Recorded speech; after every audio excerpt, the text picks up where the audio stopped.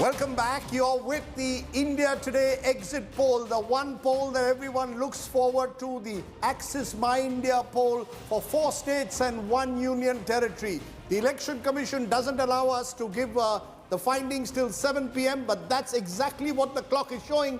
So Rahul and I are now ready with the big numbers brought to you by Axis My India. Rahul, first the methodology. So Assam went to elections in 3 phases. You had the first phase on the 27th of March, 47 seats. Second phase on the 1st of April, which was 39 seats. Third phase on the 6th of April with 40 seats. Now, in this election, you've got the BJP, the Asom Gana Parishad and the United People's Party Liberal, UPPL, fighting together. You've got the Congress, the AIUDF, and the Bodoland's People Front and the CPIM fighting as one. And in the exit poll, the results of which you're about to see for the first time on India Today, we have a total sample size in Assam of 27,189.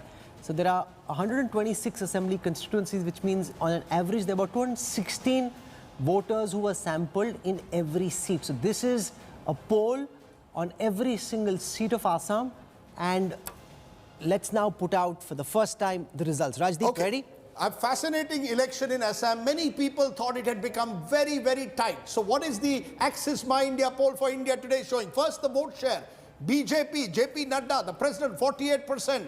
Sonia Gandhi, Congress's interim president, 40% to the Congress, 48% to the BJP, 8% gap. 12% others, and these others include smaller parties like the Assam Gana Parishad and the Raijor Dal, who contested as a united third front. How is this translating into numbers? And remember, Assam can be a nightmare sometimes in that context, but these are our projected seat share. 75 to 85 out of the 126 seats of Assam. The BJP is the party which has clearly gone ahead in Assam and set to retain power. What about the Congress-led alliance that included the AIUDF and the Bodoland People's Front? 40 to 50. So the Congress is clearly the second-placed alliance, perhaps doing a little better than they did in 2016, but not well enough, clearly.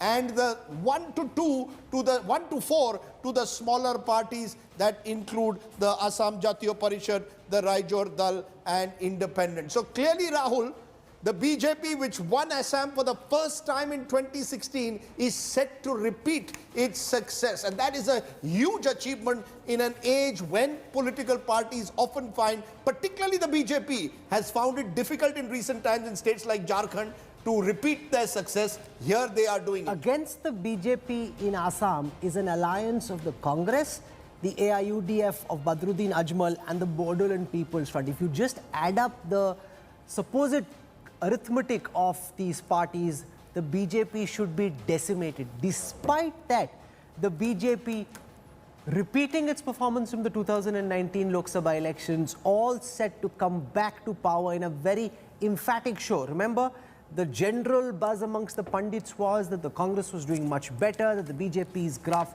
was slipping. Our poll suggests that is not the case.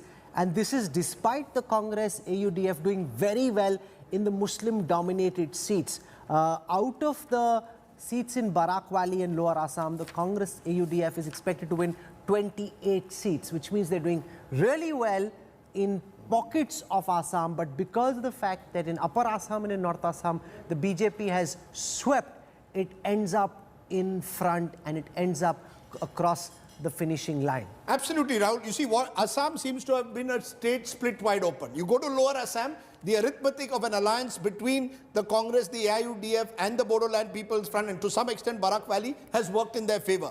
But there are 77 seats in Central, North and Upper Assam. And Upper Assam, crucially, NDA likely to win 58 seats. So you've got really 2 states voting here, where the arithmetic of the alliance worked. The Congress led